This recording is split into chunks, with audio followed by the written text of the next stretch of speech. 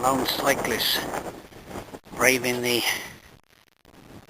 elements on this prehistoric upland path. I'll be going up that track, going around the other side of that mountain, Moel Goedog. Before I go though, I'll just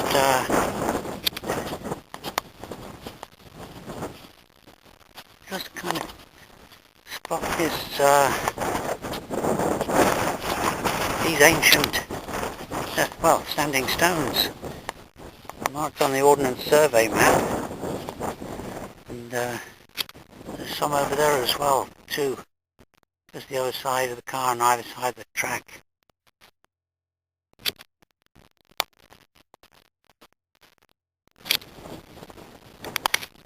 Walking up this track, here's another of those standing stones. I think they were put down as toll markers, collect tribute from people walking on the prehistoric path. And on top of that hill ahead, there was a fort. Quite an extensive fort. This is a walk largely on moorland. It's open moorland, and about 5 miles a circular walk. There's the Cardigan Bay.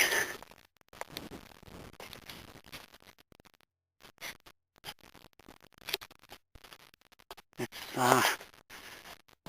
partly cloudy day. There is gaps in the clouds. They tend to be away from the mountains, over the sea, whereas I think there is unrestricted sunshine. But there's Moel Vermi over there, just over, close to 1,400 feet above sea level, and on the left-hand side is Moel Goedog, which can't see it from here, but it's crowned by a prehistoric hill fort. Maybe, less than a mile from where I parked the car, but the moorland scenery does change around each corner. This is a case in point of the changing scenery even on this moorland walk. There's Moel Goedog, it's behind me now, and Moel Vermi to the one side of me, and over there of course is Cardigan Bay, and those are the northern Rhinogs.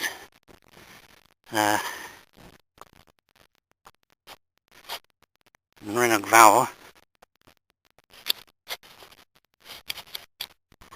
That's a style, part of the Adoe Way, a path that was established maybe 3 or 4 years ago. I've got it on telescopic, Rhinog Vowel. Here's Clip.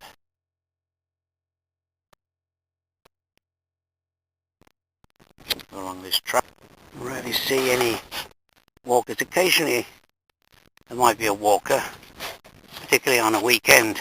This is all part of the Adoe Way, which runs from Barmouth up to Tabsano, I believe.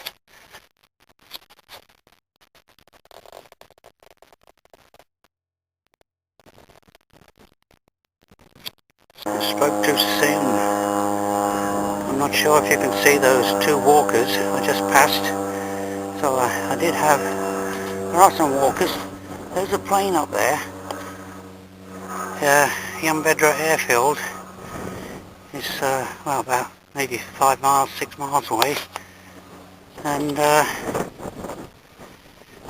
they do have a small flying club there. But of course, they wouldn't be able to fly on those days when the military are flying airplanes. I have been gradually ascending since I left the car, and I'm now almost at the same height as Moel, Goedog, which is, I think, close to 1400 feet above sea level. So I probably, on a very gradual basis, climbed and ascended in vertical height over, well over 300 feet. There's one of the, right on the horizon ahead is a mountain. Not sure which one it is.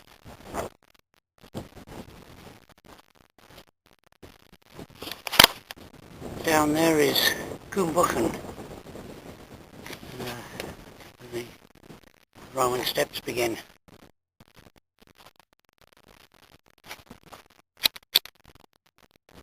Flat rock that's been incorporated into the track. I think I'm beginning a gradual descent now. There might be one or two small ups and downs, but that mountain right in the very distance, I probably may not be able to pick it up. But I couldn't identify it. I suddenly realised it's Manad Mauer, which is above Harlech.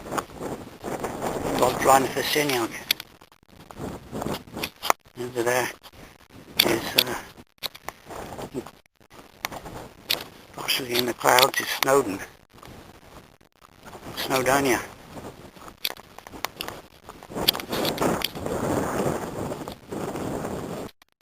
This is where I leave this track, which nice grassy track all the way basically from the car, and cut across this bit of moorland to the other track which leads eventually back to the car. This nice, a little bit of sunshine for a change. Then again, and I've left that broad ridge, and it's quite pleasant grassy footpath. It's a track really, I suppose. No longer used as such. Down to another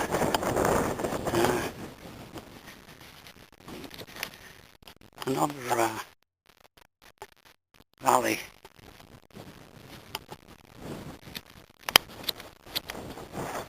The sun's come out again.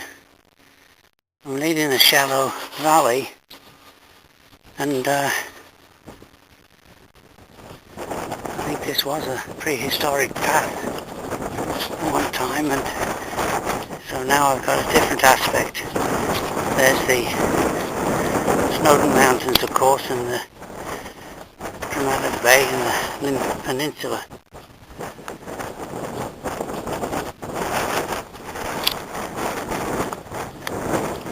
And over there's Penryn Dydrift. Yeah, I'm no longer on the doughy track that carried on over in that direction, and then down to the estuary where it ends. It's a good view of this prehistoric track, and Moel, Goedog, the other side I started from, is coming to view. This track has probably been roughly maintained over since the prehistoric days.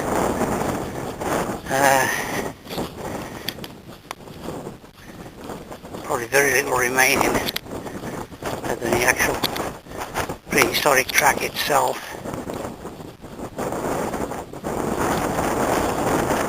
The wind has picked up, so there might be an audio problem.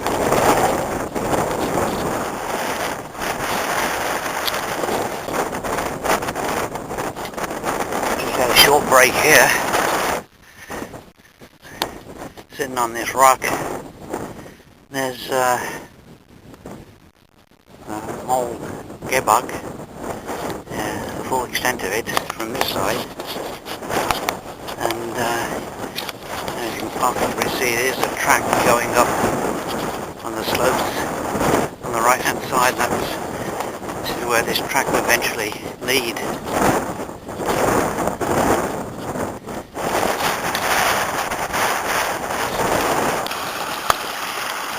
I think this is the only little stream or rivulet that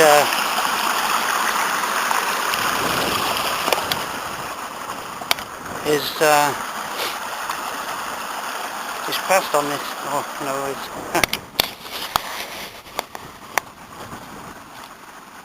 is seen on this walk, as it's mainly an upland and close to the ridge tops. Yes, it's sun's out now for pretty well the rest of the afternoon, I think.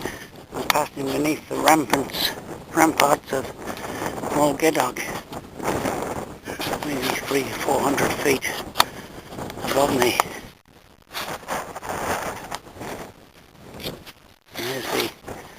There's that sloping track, and around the corner, another half a mile, and back to the car.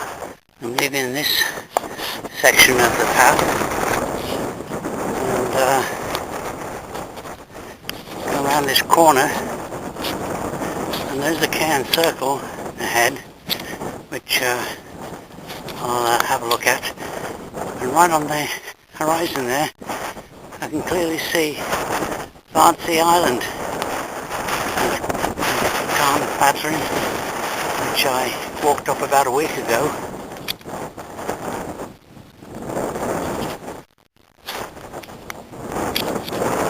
Along here is that cairn circle. I think I can just see it just ahead. There's Lower Harlech and Full Senig, Merthyr Farm to the beneath it on the right, where the pine trees or conifers, and there's the slopes of Goedog. That was ploughed over not long ago, and it's grassed over nicely. Stone circle, or cairn circle, possibly been here for 3,000 years, or maybe even longer. It's well, it's not really much. It's just the evidence of the workings of prehistoric man, and over the years the farmers have somehow realised its importance, and they haven't really disturbed the stones too much.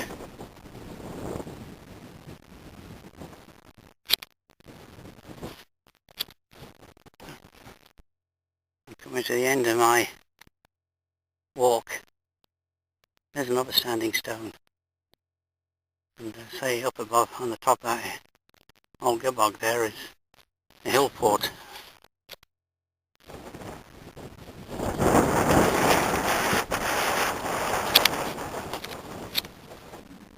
About 50 yards, if less than that, away. That might be a standing stone, but this is definitely a standing stone, right at the side of the prehistoric trackway. That pile of stones there is where the farmers have cleared the fields of boulders, but this stone here has been there for probably thousands of years. Okay, my car should be just round the corner here.